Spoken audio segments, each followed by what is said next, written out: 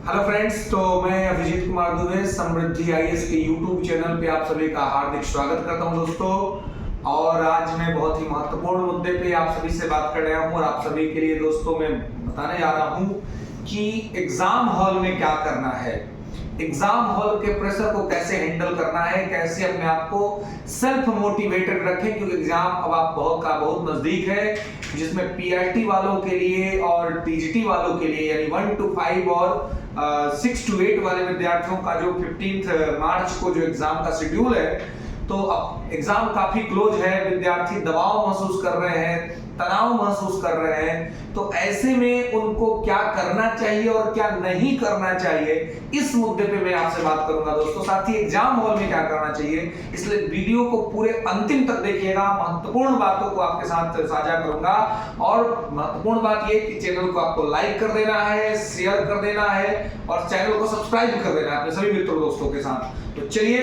दोस्तों, पहला बात कि आपको अब बचे हुए जो आज 11 तारीख हो गया, 15 को आपका एग्जाम है, तो इस बचे हुए 3 दिन में, क्योंकि 15 को तो एग्जाम ही है, तो आपको क्या करना है और नहीं करना है। तो पहले तो नया चीज पढ़ना बंद कर दीजिए, एकदम पॉइंट टू बी नोटेड। नया चीज कुछ भी मत पढ़िए, जो चीज आपने पढ़ लिया है उसको रिवीजन कीजिए।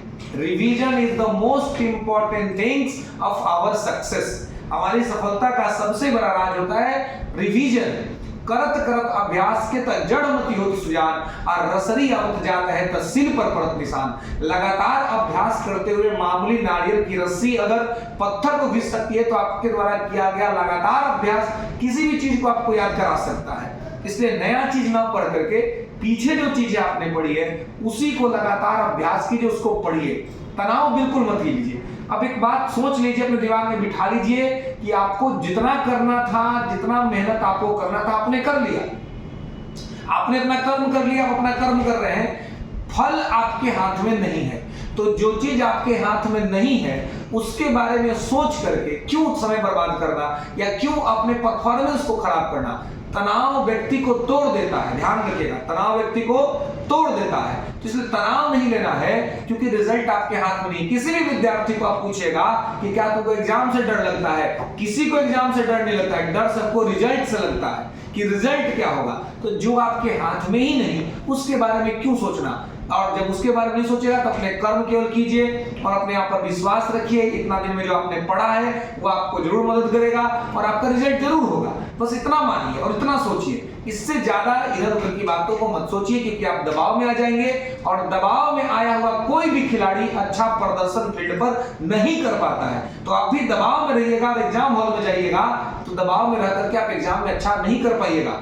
दूसरा और इंपॉर्टेंट बात मैं आपको बताऊं, तीसरा इंपॉर्टेंट बात कि जब आप एग्जाम हॉल में जाएं तो एक एग्जाम हॉल के प्रेशर को कैसे टेकल करें, कैसे हैंडल करें। तो पहला बात, तो एग्जाम हॉल में जब आपको पेपर मिले और पेपर अगर आपको टफ मिले तो आपको ध्यान रखना है, दबाव नहीं लेना है कि अगर पेपर टफ आएगा तो सबके लिए टफ आएगा, कट ऑफ लो जाएगा, इसलिए आपको उसी में बेहतर परफॉर्म करने की जरूरत है। लेकिन अगर पेपर आसान आया, अगर आपको लग रहा है कि पेपर आसान है, पेपर तो बहुत अच्छा आया है, बन रहा है, तो ध्यान रहे तब आपको ज्यादा सतर्क रहना है। जब लगे कि पेपर आसान है तब आपको ज्यादा सतर्क रहना है, क्योंकि आसान सवाल यदि आपने गलत कर दिया आप रेस से बाहर हो जाते हैं। टफ सवाल अगर आप गलत करते हैं तो रेस से बाहर नहीं होते दोस्तों। साइकोलॉजिकल बातें ध्यान रखिएगा।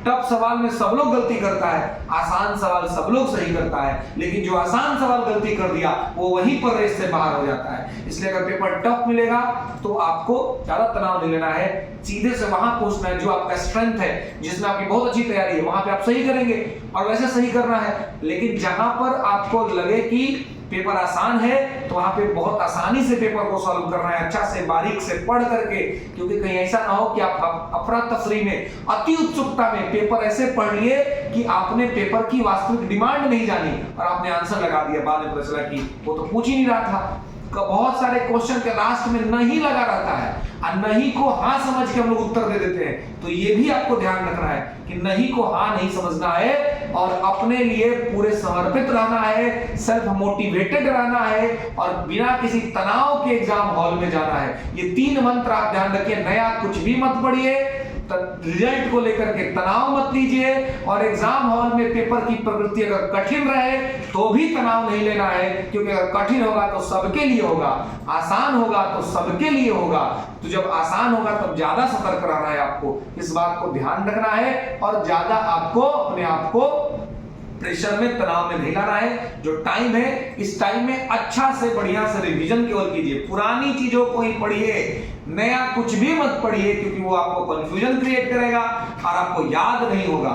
इसलिए पुरानी चीजों को लगातार पढ़कर रिवीजन करिए। और मैं तो कहूंगा 15 को एग्जाम है, 14 को कुछ मत पढ़िए, आराम से खाइए पीजिए घूमिए, अच्छी कोई मूवी देखिए जो आपको आनंदित कर दे, जो आपके लिए अच्छा हो, या मोटिवेशनल मूवी कोई देखिए अच्छा सा जो आपको अच्छा लगे। बिना दबाव के एग्जाम हॉल में जाना है, बिना दबाव के। ठीक है दोस्तों, तो चलिए best of luck for your examination. फिर मिलेंगे अगले वीडियो में स्ट्रैटेजी के साथ। तब तक सुखी रहिए, स्वस्थ रहिए, समृद्ध बने रहिए, और समृद्धि के साथ जुड़ते रहिए और सबको जोड़ते रहिए। चैनल को लाइक करना, शेयर करना, सब्सक्राइब करना मत भूलिए। धन्यवाद।